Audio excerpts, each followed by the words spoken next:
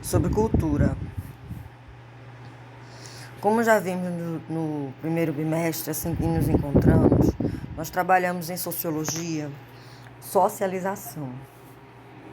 E colocamos como exemplo as crianças que cresceram nas florestas, abandonadas, sem nenhum adulto humano para acompanhá-las.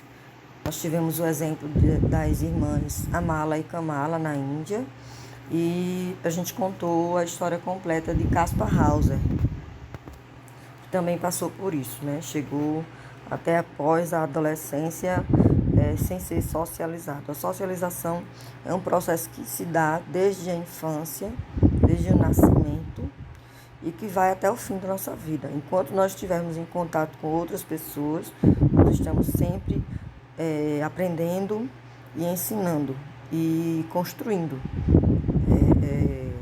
o nosso comportamento. O ser humano, ele é natureza.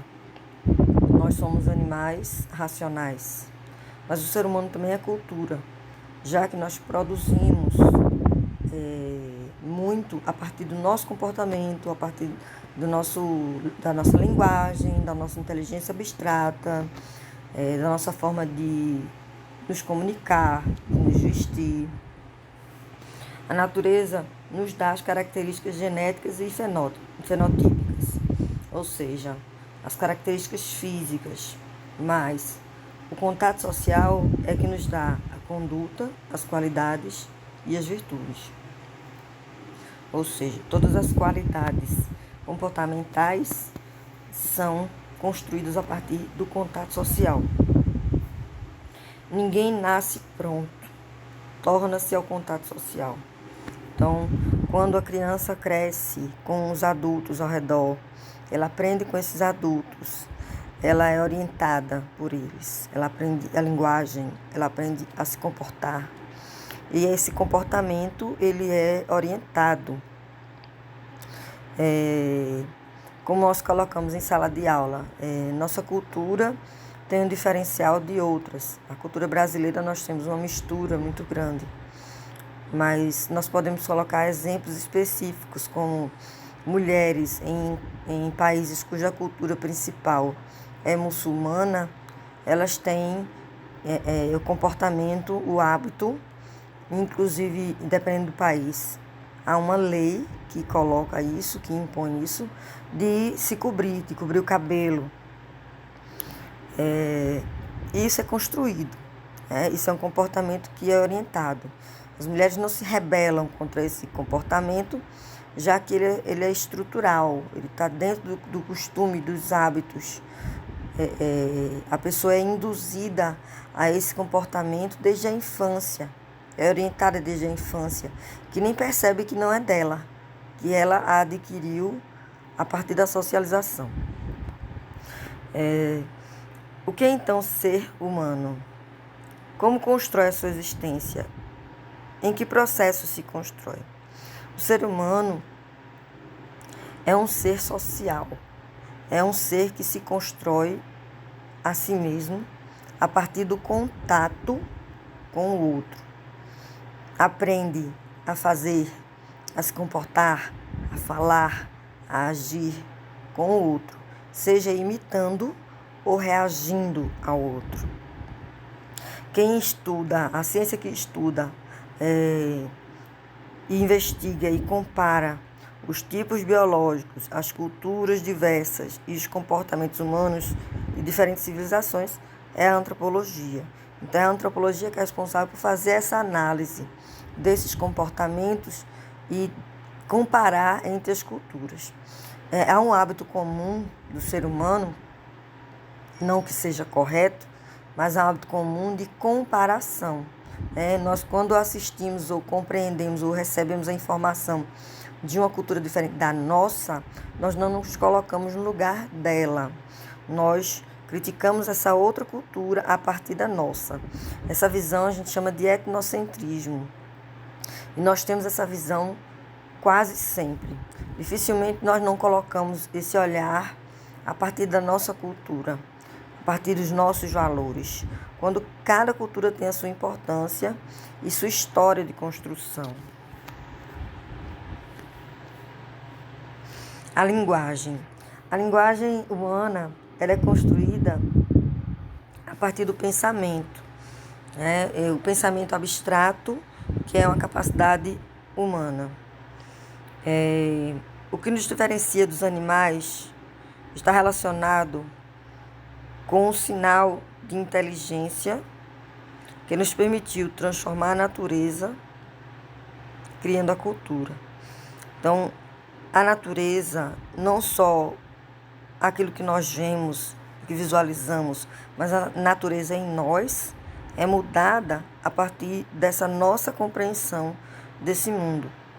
E nós criamos e intervimos nessa realidade, né? Nós criamos roupa para nos defender do frio, nós criamos casas para nos proteger dos perigos. E isso também é cultura, já que cada sociedade, cada estrutura cultural tem uma história e tem uma cultura diferente da outra, embora as necessidades sejam as mesmas. A cultura só existe graças à capacidade humana de simbolizar. A inteligência e a linguagem abstrata nos diferencia dos outros animais. Então, nós somos aqueles que compreendemos um diálogo em que tudo que está dentro desse diálogo ele não está ali visível, palpável, concreto na nossa frente. Nós demos o exemplo, por exemplo, se eu peço a um aluno que ele pegue uma árvore, derrube uma árvore num lugar especificamente que não está na visão, que ele derrube essa árvore e construa a partir dela um barco, uma balsa, e que ele atravesse um rio e ande 2 quilômetros para informar um grupo de pessoas onde nós estamos. Todo esse discurso, esse diálogo faz com que nós visualizemos essa situação e nada dela se encontra à nossa vista. Nada dela encontra-se palpável, concretamente ao nosso redor.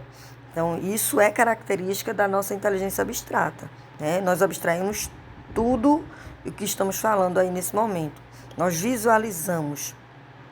E a linguagem, ela é o principal requisito disso, né? O pensamento, ele é transmitido a partir dessa linguagem. E a linguagem, ela é construída coletivamente. Porque uma língua ela não existe se só eu compreendo uma palavra que eu vou criar agora. Se eu crio uma palavra agora e dou uma significação a ela, para ela realmente existir para haver um processo de comunicação, mas uma pessoa, pelo menos, tem que compreender a mesma coisa que eu compreendi a partir dessa minha criação. Foi assim que a escrita foi criada, foi assim que a linguagem foi criada. A linguagem é o principal caminho para a produção cultural e para a socialização dessa cultura. Então, nós demos o exemplo de Amali Kamala, que se encontra aí. Helen Keller é um ótimo exemplo.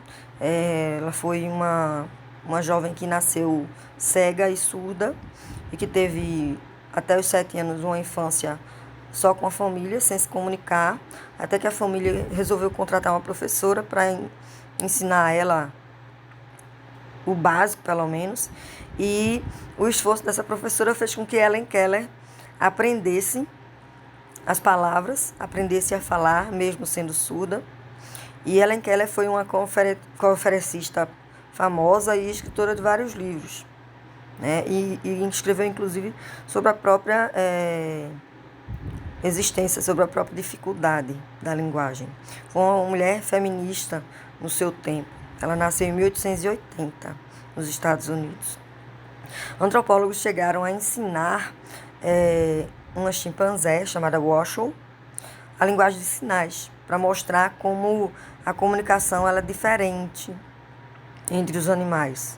Eles conseguiram. A Washoe, ela conseguia dizer frases completas com sujeito, predicado, mas eram frases que tinham relação com algo concreto, né? Não tinha uma relação abstrata. Essa personagem, inclusive, ela é homenageada no filme Madagascar, onde tem um dos chimpanzés que fala em linguagem de sinais.